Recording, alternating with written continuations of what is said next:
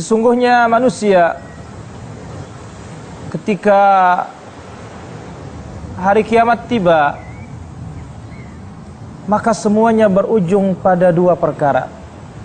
Entah dia akan masuk ke dalam neraka, waliyadzubillah, atau dia akan masuk ke dalam jannahnya Allah subhanahu wa ta'ala. Maka oleh karena itu Rasulullah sallallahu alaihi wasallam telah membimbing umatnya untuk beristi'adzah dan meminta perlindungan kepada Allah azza wa jalla dari azab jahannam. Ketika tasyahudul akhir, Nabi membimbing kita untuk berlindung dari 4 perkara. Allahumma inni a'udzubika min azabil qabr wa azabi jahannam. Ya Allah, aku berlindung kepadamu dari azab kubur, azab neraka jahannam, wa min fitnatil mahya wal mamat, wa min syarri fitnatil masih dajjal, dan dari fitnah kehidupan dan juga fitnah al-masih dajjal.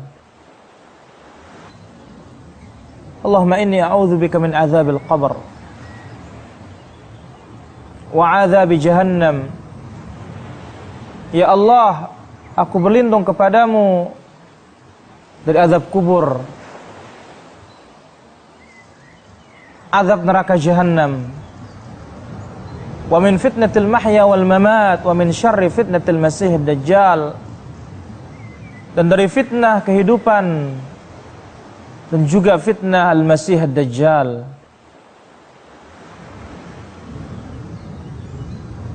Manusia yang pertama kali pada hari kiamat akan merasakan azab neraka adalah 3 golongan.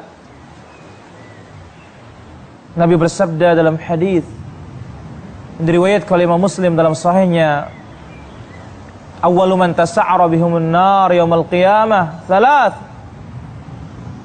Orang yang pertama kali akan merasakan azab neraka pada hari kiamat adalah 3 kelompok, 3 golongan. Yang pertama, orang yang berilmu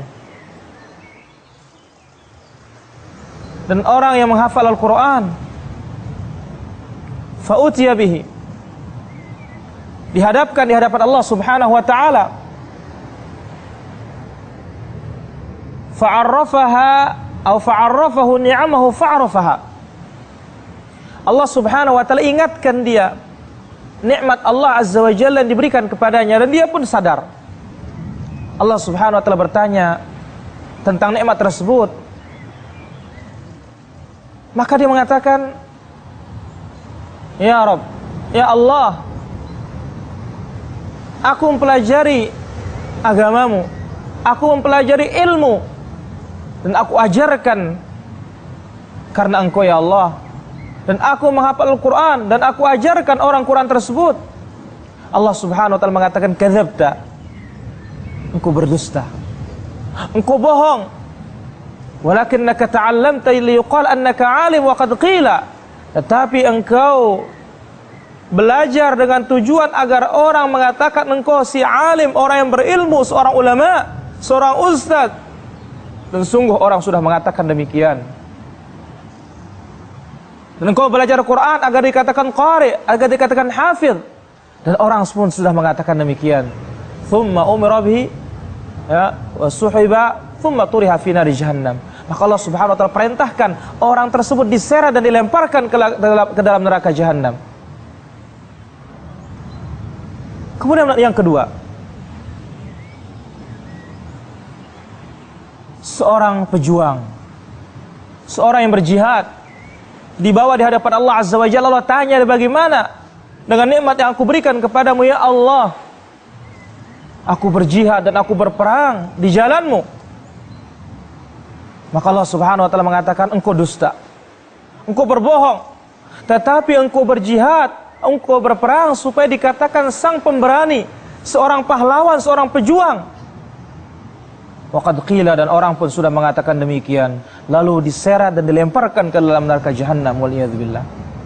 Dan manusia yang ketiga, seorang yang berinfak, yang berderma.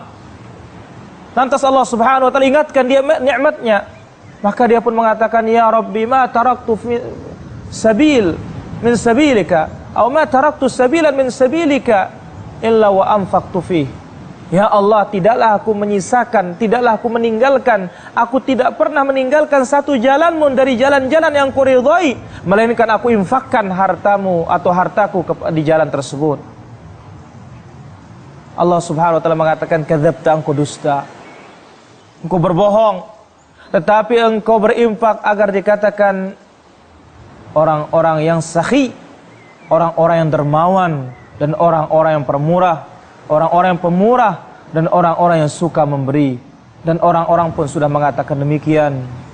Thumma umira bihi, lalu Allah perintahkan, wasuhiba, dan diseret, thumma turiha fi nari jahannam, dan dilemparkan ke dalam neraka jahannam.